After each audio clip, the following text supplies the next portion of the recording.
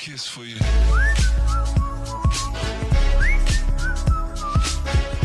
Kiss for you.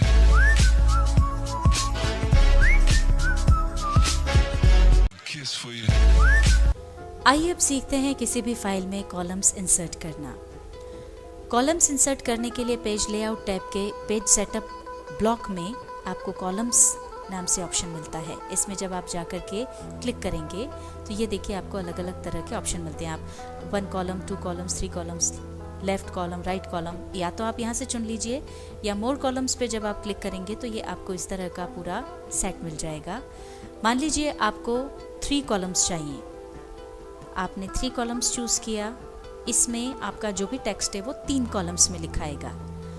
अब अगर आप चाहते हैं कि जैसा प्रीव्यू में आप देख रहे हैं इस तरह से ये 3 कॉलम्स आएंगे, अगर आप चाहते हैं कि इन कॉलम्स के बीच में लाइन भी हो तो आप लाइन बिटवीन पर क्लिक कर दें और इसके बाद ओके कर दें। ये देखिए इस तरह से यहाँ पर लाइन आ जाएगी और आपका मैटर इन तीनों कॉलम्स में लिखा हुआ होगा। ओके पर क्लिक कर दें। अब एक बात आपको ध्यान रखनी है कि जब हम अपना मैटर यहाँ पर लिखना शुरू करेंगे तो पहले जो मैटर है वो पहले कॉलम में पूरा फिनिश होगा, उसके बाद हमारा कर्सर दूसरे कॉलम में जाएगा, दूसरे का खत्म होने पर तीसरे में आएगा।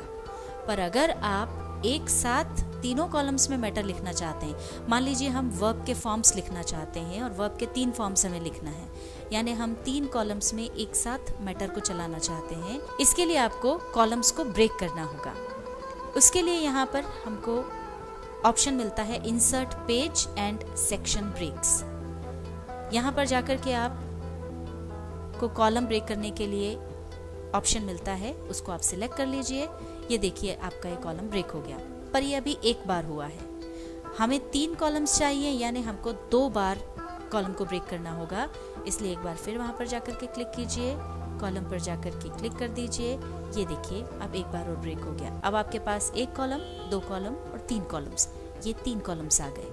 अब इसमें से आप जिस भी कॉलम में लिखना चाहें वो लिख सकते हैं, जहाँ पर भी आप कर्सर रखेंगे वहाँ से शुरू कर सकते हैं। मान लीजिए हमने वर्ब लिखी गो, अब दूसरे कॉलम में आ जाएं वेंट और यहाँ पर आ गया गॉन। अब हमको अगली वर्ब लिखना है। अब अगर हम एंटर प्रेस करते हैं तो ये उसी कॉलम में आगे बढ़ेगा। आपको पहले कॉलम में लिखना है तो आप गो के एंड पर जाकर कर्सर रखें और फिर एंटर प्रेस करें। ये देखिए अगली लाइन आ गई। अब यहाँ पर हमने दूसरी वर्ब लिखी डू, दूसरे कॉलम में आ गए एंड पर आकर के और फिर हमने एंटर प्रेस कर दिया डिड। अब इसी तरह से गॉन के एंड पर आकर के फिर एंटर प्रेस किया तो ये आ गया डन।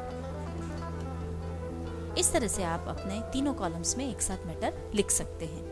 अब अगर आपको कॉलम्स नहीं चाहिए तो आप वापस कॉलम्स वाले ऑप्शन पर जाएं और 1 पर क्लिक कर दें।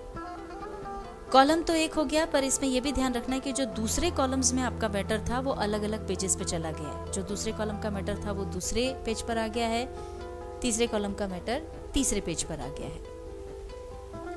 अब हम सीखते हैं वाटरमार्क ऑप्शन का प्रयोग। जैसा कि आप यहाँ देख सकते हैं, किसी भी टेक्स्ट के पीछे बैकग्राउंड के रूप में कई बार कुछ लिखा होता है।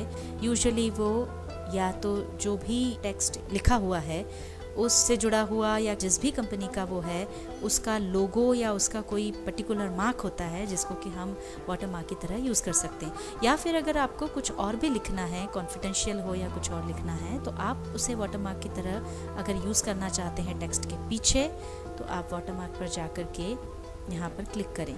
ये आपको अलग अलग स्टाइल में किस तरह से आप लिख सकते हैं ये दिया हुआ है।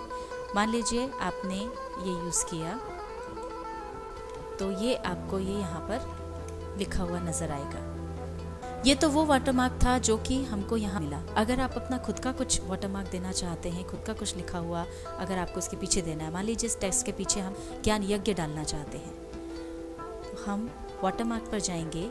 यहाँ पर आपको नीचे ऑप्शन मिलता है कस्टम वाटरमार्क, इस पर आप जाएं, क्लिक करें। अब इसमें अगर आपको कोई पिक्चर डालना है वाटरमार्क के रूप में तो वो आप पिक्चर सेलेक्ट करके ले सकते हैं।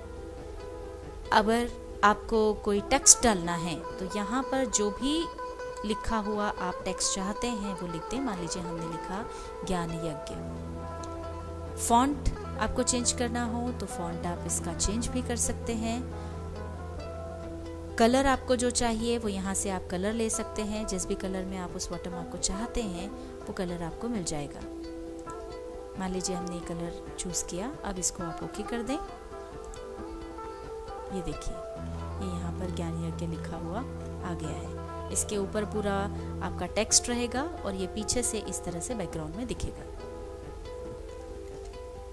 अब अगर आप इस वाटरमार्क को रिमूव करना चाहते हैं या आपको नहीं चाहिए तो आप वापस वाटरमार्क पर जाएं और यहाँ आपको नीचे ऑप्शन मिलता है रिमूव वाटरमार्क। इस पर जाकर क्लिक कर दें। ये आपका वाटरमार्क गायब है।